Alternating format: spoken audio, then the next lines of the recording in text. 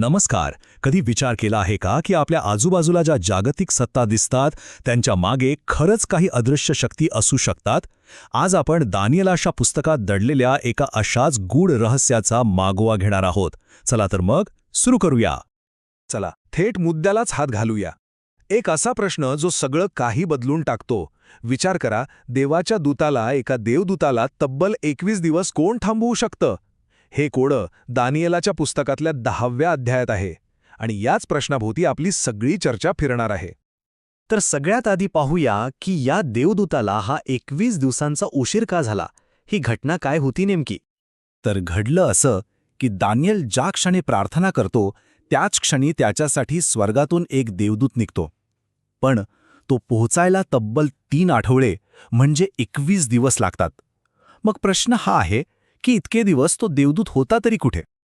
आणि याचं उत्तर इंटरेस्टिंगली तो देवदूत स्वतःच देतो. तो म्हणतो, पारसच्या राज्याच्या अधिपतीने म्हणजे तिथल्या शासकाने मला रोखून धरलं होतं. आता इथेच खरी गोष्ट सुरू होते. हा मुद्दा लक्षात ठेवा. तर मग हा पारसचा शासक होता तरी कोण? एखादा राजा की कोणीतरी वेगळंच? इथूनच आपल्या या विश्लेषणाचा मुख्य भाग सुरू होतो.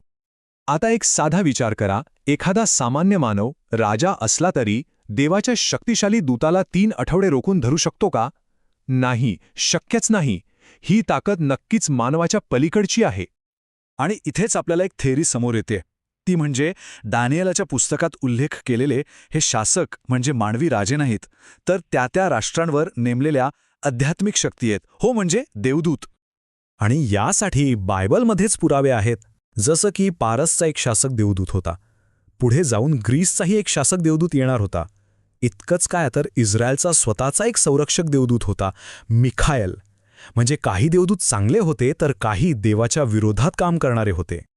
बरं, मग या श्वापदाची खरी ओळख काय असू शकते? म्हणजे जर राष्ट्रांवर देवदूत राज्य करत असतील तर बायबलमध्ये राज्यांसाठी वापरल्या जाणाऱ्या श्वापद किंवा बीस्ट यांसारख्या प्रतीकांचा अर्थ काय?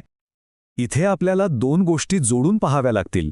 1 राष्ट्रांचे शासक म्हणजे देवदूत, आणि 2 बायबलमधील भविष्यवाण्यांमध्ये श्वापद म्हणजे राजे किंवा मोठी साम्राज्य. मग ह्या दोन्हींचा काही संबंध असू शकतो का? उथे खूप मोठा तर्क मांडला जातो. काय? विचार करा की कदाचित ती श्वापद फक्त साम्राज्यांची चिन्ह नसतील, तर ती त्या साम्राज्यांवर राज्य करणाऱ्या त्या शक्तिशाली पतित देवदूतांचीच प्रतीकं असतील तर? चला आता हाच विचार घेऊन आपण प्रकटीकरणाच्या पुस्तकाकडे वळूया आणि पाहूया की अंतिम काळात काय घडणार आहे ह्या सिद्धांतानुसार. प्रकटीकरणात आपल्याला काही प्रमुख पात्र दिसतात. एक आहे अजगर, जो सैतान आहे, एक पतित देवदूत. दुसरा आहे लाल श्वापद, जे एका अंतिम जागतिक सरकारचं प्रतीक आहे. आणि तिसरी आहे बाबेलची वेश्या, एक अशी शक्ती जी या जागतिक सरकारवर सुरुवातीला नियंत्रण ठेवते. तर भविष्यवाणीचा क्रम साधारणपणे असा आहे. पहिलं ते लाल श्वापद म्हणजे जागतिक सरकार संपूर्ण पृथ्वीवर राज्य करतं. दुसरं, सुरुवातीला बाबेलची वेश्या त्या सरकारला कंट्रोल करते. पण मग तिसरं, तेच सरकार त्या वेश्येच्या विरोधात जाऊन तिचा नाश करतं. आणि शेवटी चौथ्या टप्प्यात त्या लाल श्वापदाचाही पराभव होतो.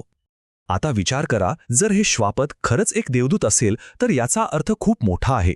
हे फक्त माणसांमधलं युद्ध नाही, हे तर मानवी सत्तांच्या पडद्याआड शक्तिशाली देवदूतांमध्ये होणारं एक वैश्विक युद्ध आहे. पण एक गोष्ट लक्षात ठेवायला हवी की हा फक्त एक दृष्टिकोन आहे, एक संभाव्य स्पष्टीकरण. यावर अजूनही काही प्रश्न आहेत.